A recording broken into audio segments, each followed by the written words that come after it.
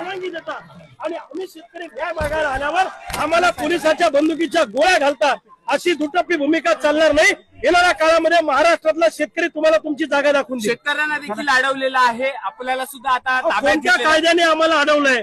आम्ही काय गुन्हा केलाय? आम्ही कर्जमाफी मागतोय, सोयाबीन कापसाला भाव मागतोय, आम्ही काय चुकीचं केलेलं आहे?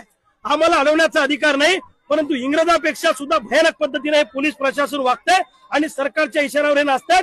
गावगाड्यातला शेतकरी याची 100% किंमत चुकती करेल, यांना याची जागा दाखवावी लागेल। भूमिकेवर अजूनही ठाम आहात का? बिलकुल, मी तुम्हाला सांगतो, शांततेच्या मार्गाने, लोकशाही मार्गाने आम्ही आंदोलन करणारच आहोत। शेतकऱ्यांचा आवाज मुद्दामून दाबला जातो। यांना शेतकऱ्यांचे प्रश्न अजेंड्यावर आणायचे नाहीये, यांना औरंगजेब भावनिक प्रश्न आणायचे आहेत आणि शेतकऱ्याचा मुद्दा डायव्हर्ट करायचा, अशी यांची भूमिका आहे। पण असं किती जरी केलं, आम्ही 22 वर्ष झाले चळवळीत काम करतोय, किती वेळा केसेस झाल्या, अटक झालं, फासावर लटकण्याची सुद्धा आमची तयारी आहे। पोलिसाच्या बंदुकीची गोळी झेलायला आम्ही तयार आहे, पण आम्ही मागे हटणार नाही, अशी आमची भूमिका। पोलीस सरकारच्या दबावाखाली काम करतायत असं वाटतंय का? पोलीस सरकारमधल्या लोकांच्या हातातले बावले आहेत।